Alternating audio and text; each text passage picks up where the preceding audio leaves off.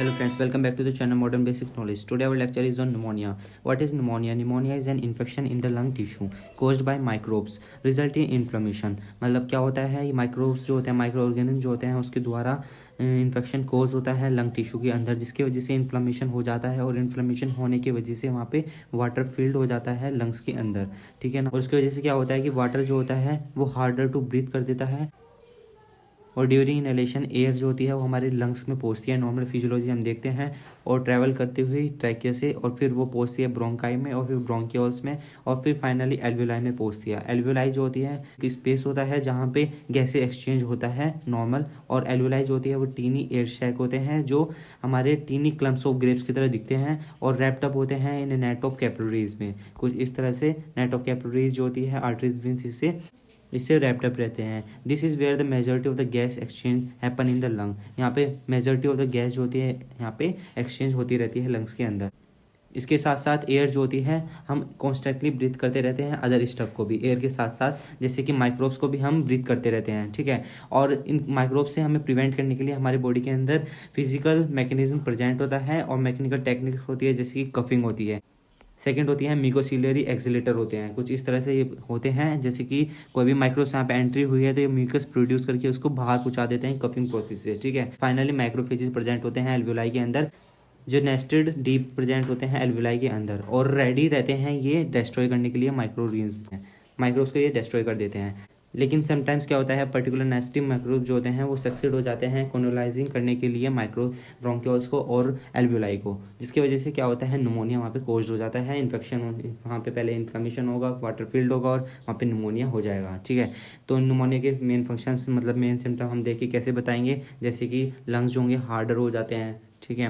Particular sound produce करने start कर देता है वाइब्रेशन टाइप, और उसके अलावा वाटर जो होगा वहाँ पे फिल्ड अप हो जाता है। तो इस तरह के सिम्टम्स हमें देखने को मिलेंगे। तो ये माइक्रोब्स जो होंगे पर्टिकुलरली मल्टीप्लाई करते हैं और क्रॉस ओवर करते हैं फ्रॉम द एयरवे से लंग्स टिश्यू के अंदर, ठीक है। और फिर वहाँ पे इन्फ्लामेटरी रिस्पॉन्स प्रोड्यूस करते हैं हमारी बॉडी उनके अगेंस्ट में, जैसे कि वहाँ पे WBC फील्ड हो जाते हैं, प्रोटीन्स फील्ड हो जाते हैं और फ्लूइड वहाँ पे फील्ड हो जाते हैं और RBC भी फील्ड हो जाते हैं अगर वहाँ पे डैमेज हो चुकी है कैपिलरीज, ठीक है। नियर बाय कैपिलरीज वहाँ पे डैमेज हो चुकी है उस प्रोसेस के अंदर, इन्फ्लामेटरी रिस्पॉन्स की प्रोसेस के अंदर, ठीक है।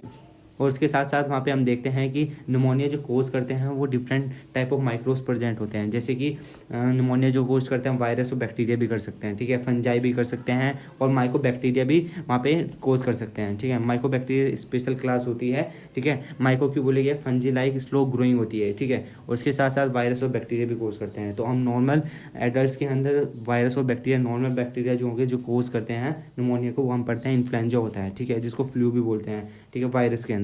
और बैक्टीरिया के अंदर हम देखते हैं स्ट्रेप्टोकोकस निमोनिया, हीमोफिलस इन्फ्लुएंजा और स्टेफेलोकोकस प्रेजेंट होता है।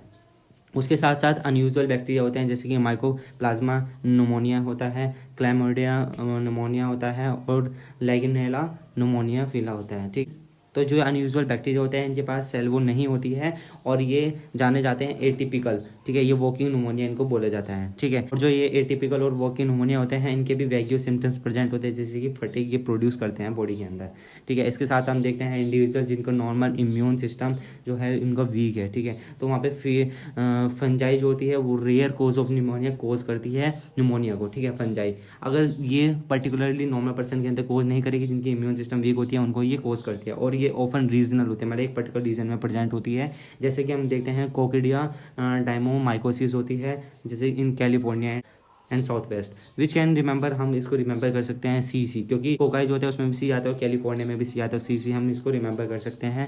जैसे कि दूसरा हम देखते हैं histoplasmosis in the Ohio and Mississippi river valleys, और उसके साथ हम देखते हैं blastomycosis which are broad based budding yeast होती है, जहाँ पे जो ईस्ट में प्रेजेंट होती है, ठीक है। तो ब्रॉड बेस्ड बडिंग क्यों बोला गया है, वो रिफर करती है फैक्ट को कि माइक्रोस्कोप के अंदर जो फंजाई जो होगी बर्ड ऑफ करते हैं एक दूसरे को और वहाँ पे ब्रॉड वर्सेस नैरो बेस्ड वहाँ पे प्रोड्यूस करती है, ठीक है। उसके साथ to round off the fungal causes in the US, ठीक है, there is cryptococcus which is cryptic because geographically it can pop up really anywhere, ठीक है। और स्पेशल फंगल कल्प्रिट जो होता है वो होता है न्यूमोसिस्टिक जीरो वीसी होता है, ठीक है, जो रिस्क फैक्टर होता है इम्यूनो कॉम्प्रोमाइज्ड इंडिविजुअल के लिए। फाइनली देयर इज माइकोबैक्टीरिया होता है जो स्लो ग्रोइंग लाइक फंजाई होता है, ठीक है, एंड इज द माइको इसको बोला गया है, ठीक है। तो मोस्ट वेल नोन जो होगा इसमें होगा माइकोबैक्टीरियम ट्यूबरक्लोसिस होता है, जिसको ट्यूबी बोलते हैं। ये क्रॉनिक रेस्पिरेटरी इन्फेक्शन कोज करता है, ठीक है। और निमोनिया जो होगा वो एक्यूट इन्फेक्शन होता है, ठीक है, रेस्पिरेटरी इन्फेक्शन निमोनिया आता है, ठीक है। निमोनिया की जो कैटेगरीज हम कैटेगराइज कर सकते हैं एक अदर वे से भी, जैसे कि कम्युनिटी एक्वायर्ड निमोनिया होगा, दूसरा हॉस्पिटल एक्वायर्ड होगा, ठीक है, जिसको नोसोकोमियल निमोनिया भी बोलते हैं। अब हम पढ़ते हैं कम्युनिटी एक्वायर्ड निमोनिया क्यों बोला गया है, क्योंकि इसमें आउटसाइड द हॉस्पिटल जो पर्सन सिक होता है, ठीक है, या हेल्थ केयर सेटिंग से आउटसाइड होता है, ठीक है। हॉस्पिटल एक्वायर्ड कौन सा होगा, जो हॉस्पिटल के अंदर, मतलब कि पहले से ही पर्सन जो है वो सिक है और वो हॉस्पिटल के अंदर एक्वायर्ड किया उसने निमोनिया को, ठीक है। और ये इस तरह के जो निमोनिया होंगे वो बहुत ज़्यादा सीरियस होते हैं, हॉस्पिटल एक्वायर्ड निमोनिया, क्योंकि वो पर्सन पहले से वहाँ पे सिक होता है, उसकी वीक होती है इम्यून सिस्टम, ठीक है। तो माइक्रोब जो होंगे हॉस्पिटल के अंदर वो रेजिस्टेंट भी होते हैं कॉमन एंटीबायोटिक से, ठीक है। तो इसलिए ये थोड़ा रिस्क फैक्टर हो जाता है, ठीक है। तो जिसकी वजह से क्या होगा कि जो नॉर्मल बैक्टीरिया होगा और जो वहाँ पे एंटीबायोटिक रेजिस्टेंट बैक्टीरिया जो होगा वो एक दूसरे के क्लोज आएंगे, तो ये अपने जीन्स को ट्रांसफर कर देंगे, ठीक है। जो एंटीबायोटिक रेजिस्टेंट जीन है वो नॉर्मल बैक्टीरिया कॉमन बैक्टीरिया के अंदर भी आ जाएगी, और जिसकी वजह से वो और ज़्यादा वायरुलेंट हो जाएगा, ठीक है, और ज़्यादा ये मोस्ट रेजिस्टेंट हो जाएगा, ठीक है। और जिसकी वजह से वहाँ पे एंटीबायोटिक्स भी काम नहीं करेगी उनके अगेंस्ट में, ठीक है। तो इस तरह के एंटीबायोटिक रेजिस्टेंट बैक्टीरिया जो होते हैं इसके अच्छा एग्जांपल है मेथिसिलिन रेजिस्टेंट स्टेफिलोकोकस ओरियस, ठीक है, जिसको MRSA भी बोलते हैं, मर्सा भी बोलते हैं। तो नॉन रेजिस्टेंट ओरियस जो होगा वो कोज करता है निमोनिया को और अदर इन्फेक्शन को भी, ठीक है। और ये एंटीबायोटिक से भी बहुत टफली जो है ये ट्रीट होता है, ठीक है। इट कैन ऑल्सो भी killed by the common antibiotic like ampicillin, ठीक है। वैसे ये नॉर्मली किल्ड हो जाता है किससे, एम्फिसिलिन नॉर्मल एंटीबायोटिक से भी, लेकिन मेथिसिलिन जो होती है सबसे एडवांस्ड एंटीबायोटिक्स ये होती है, ठीक है। एंटीबायोटिक्स में सबसे एडवांस होती है ये मेथिसिलिन।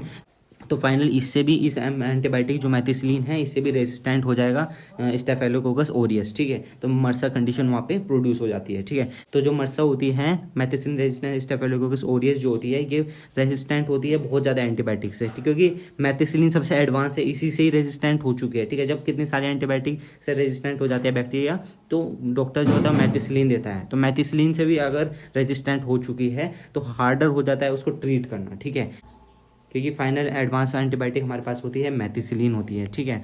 तो अब हम पढ़ते हैं ventilator acquired pneumonia. Ventilator acquired pneumonia जो होती है वो सबसेट होती है हॉस्पिटल एक्वायर्ड निमोनिया का, ठीक है, क्योंकि हॉस्पिटल के अंदर वेंटिलेटर होगा उसमें एसोसिएटेड होता है निमोनिया, ठीक है। Develop when person is connected to ventilator से कनेक्टेड रहता है। तो इसमें क्या होता है, एक बायोफिल्म बन जाती है, ठीक है, ट्रैकिया वगैरह जो एयरवेज होगी उसमें बायोफिल्म बन जाती है जो बैक्टीरिया शुगर की होती है, ठीक है, और कोटेड होती है, इसमें प्रोटीन भी कोटेड रहती है उनकी सरफेस पे, जो ट्रैकियल ट्यूब पे ये फॉर्म होती है, ठीक है। ट्रैकियल ट्यूब होगा उसके एंडो लेयर पे ये फिल्म बनती है, ठीक है। और ये क्यों बनती है, क्योंकि माइक्रोब्स की डायरेक्ट एंट्री होती है लंग्स के अंदर, तो इसलिए ये फिल्म बन जाती है। और वहाँ पे वेंटिलेटर पे ना कॉफिंग प्रोसेस है वो वापस से पहुँचा सकता है, ठीक है, बैक्टीरिया माइक्रोब्स की रेगुलर एंट्री हो रही है उसके अंदर, ठीक है, तो इसलिए वहाँ पे ये फिल्म बन जाती है, ठीक है। तो इंडिविजुअल जो होगा वेंटिलेटर पे वो कफ नहीं कर सकता है, ठीक है, और पहले से वो सीख रहता है, इम्यूनिटी उसकी वीक रहती है, तो इसलिए वो माइक्रोब्स जो है डायरेक्टली लंग्स के अंदर एंटर कर जाते हैं और वहाँ पे निमोनिया कोज कर देते हैं, ठीक है। तो वेंटिलेटर का यही एक स्पेसिफिक फीचर होता है क्लिनिकल में कि वहाँ पे बायोफिल्म देखने को मिलती है। हम फिर उसके साथ साथ हम देखते हैं कि माइक्रोब्स जो हम इनहेल कर रहे हैं अदर वे से भी वो निमोनिया को कोज कर सकते हैं, ठीक है। जैसे कि पर्सन जो है वो फ्रेंच फ्राइज खा रहा है, ठीक है, और उसने इसको स्वेलोड कर लिया एक्सीडेंटली, वो हमारे जो होगा एयरवेज में चली गई, ठीक है, और वहाँ पे हमें वो रॉन्ग पाइप में और वो वहाँ पे रॉन्ग पाइप में एंटर हो गया उसका, ठीक है, तो उसको हम बोलेंगे एस्पायर्ड निमोनिया, ठीक है। तो वहाँ पे क्या होगा कि हमारी जो नॉर्मल कफिंग प्रोसेस है उससे वो निकलेगा, ठीक है। अगर वो नहीं निकल पाया तो वहाँ पे म्यूकस प्रोड्यूस होना स्टार्ट हो जाएगा, ठीक है, बहुत ज़्यादा म्यूकस प्रोड्यूस हो जाएगा, उसके अगेंस्ट में इन्फ्लामेशन प्रोड्यूस हो जाएगा और उसकी वजह से वहाँ पे निमोनिया हमें देखने को मिलता है, ठीक है। तो जैसे कि वहाँ पे नॉर्मली हमारे ऑटोमेटिकली क्या होता है कि वहाँ पे गैग रिफ्लेक्सेस वहाँ प्रोड्यूस होते हैं, जैसे कि कफिंग वहाँ पे प्रोड्यूस होती है, फ्रेंच फ्राइज जो होगी हमारे लंग से नॉर्मली निकल जाता है, ठीक है।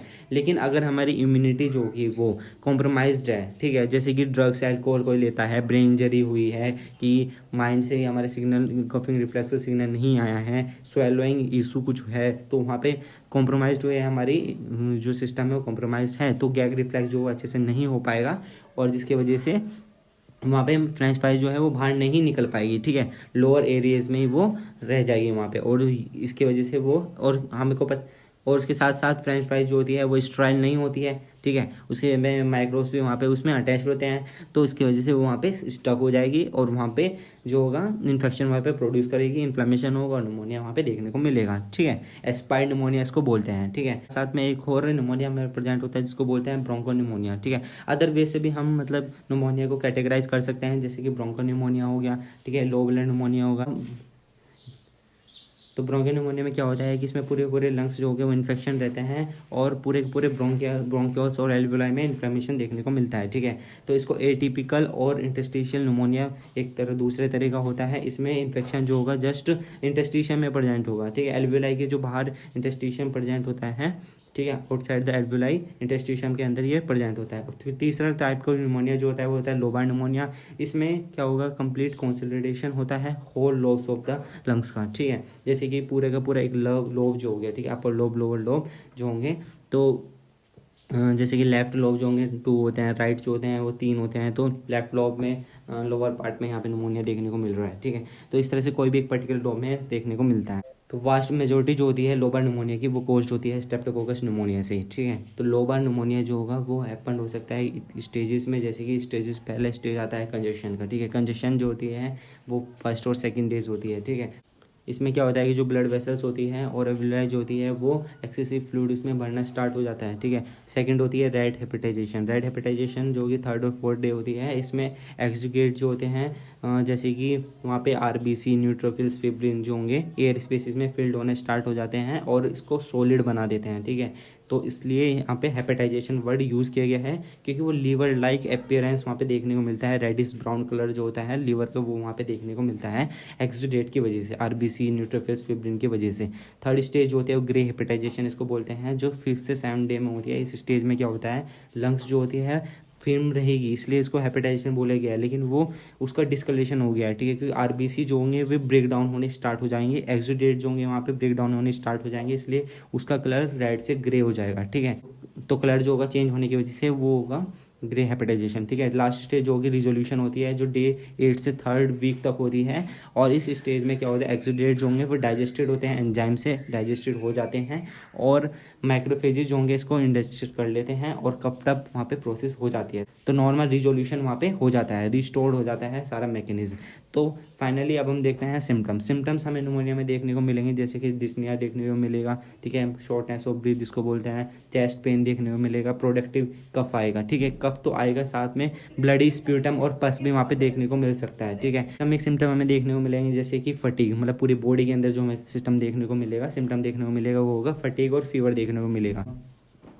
डायग्नोसिस की बात करते हैं, डायग्नोसिस जो होगा निमोनिया का वो यूजुअली पर्सन के अंदर होता है जो वर्क करता है हार्ड टू ब्रीथ एंड जिसकी ब्रीथिंग जो होगी बहुत जल्दी जल्दी होगी, ठीक है, हम देख सकते हैं, ठीक है, तो उसको डायग्नोसिस कर सकते हैं। फिर उसको हम चेस्ट एक्सरे उसका कराएंगे ब्रोंकल निमोनिया का, तो टिपिकली हमें देखने को मिलेंगे पैची एरियाज देखने को मिलता है एक्सरे के अंदर, ठीक है, जो पूरे लंग्स में स्प्रेड आउट होते हैं पैची एरियाज, ठीक है।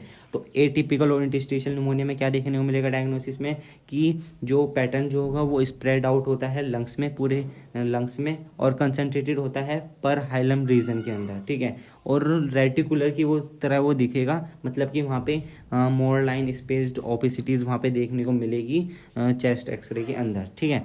फिर हम देखते हैं लोबार निमोनिया। लोबार निमोनिया में हमें क्या देखने को मिलेगा, जैसे कि फ्लूइड जो होगा वो लोकलाइज्ड होगा सिंगल लोब में ही, ठीक है, या सेट्स ऑफ लोब में, एक लोब 2 लोब, ठीक है, पूरे एक लोब में देखने को मिलेगा। तो अनदर वे जो होगा डिटेक्ट करने का लोबार निमोनिया का वो हमें जैसे कि देखने को मिलेगा डल टू परफ्यूजन, ठीक है, मतलब कि वहाँ पे लंग कंसोलिडेशन हो चुका है, ठीक है, सॉलिड वहाँ पे लंग हो चुका है वाटर फिल्ड होने की वजह से।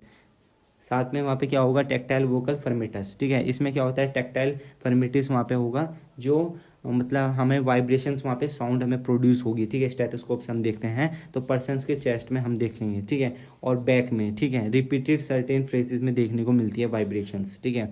तो क्यों होता है, क्योंकि साउंड ट्रेवल करता है better through the fluid filled consolidated tissue से then the air filled healthy tissue, ठीक है। तो एयर फिल्ड हेल्थी टिश्यू में तो हमें साउंड प्रोड्यूस हमें नहीं मिलती है, लेकिन अगर उसमें फ्लूइड जो होगा, फिल्ड होगा, कंसोलिडेटेड टिश्यू वहाँ पे है, तो वहाँ पे हमें साउंड भी बेटर देखने को मिलेगी, ठीक है। तो लेट इंस्पिरेटरी क्रैकर्स जो होगा उसको भी हम सुन सकते हैं along with the bronchial breath sound, ठीक है, ब्रोंकियल ब्रीथ साउंड के साथ साथ। उसके अलावा ब्रोंकोफोनी भी हम कर सकते हैं डायग्नोसिस में, और इकोफोनी भी हम कर सकते हैं। तो ट्रीटमेंट की हम बात करते हैं, ट्रीटमेंट की बात करते हैं तो डिपेंड करता है सीवियरिटी पे कि कितना सीवियर आपका निमोनिया। तो इसमें डिपेंड करता है कि कौन से बैक्टीरिया का उसमें इन्वॉल्वमेंट है, एंटीबायोटिक रेजिस्टेंट बैक्टीरिया का इन्वॉल्वमेंट है तो कौन से बैक्टीरिया का है, जैसे स्टेफिलोकोकस ऑरियस हो गया, ठीक है, वो एंटीबायोटिक रेजिस्टेंट हो गया, ठीक है, मेथिसिलिन से। तो इस तरह के बैक्टीरिया कितने ज़्यादा सीवियर है आपका निमोनिया, उसके अकॉर्डिंग हम उसमें फर्दर एंटीबायोटिक्स उसमें प्रिस्क्राइब करेंगे, ठीक है। और इन एडिशन कफिंग सप्रेसेंट हम देते हैं, ठीक है। सिम्टोमेटिक ट्रीटमेंट के लिए कफिंग सप्रेसेंट और पेन मेडिकेशन हम दे सकते हैं, ठीक है। Thank you.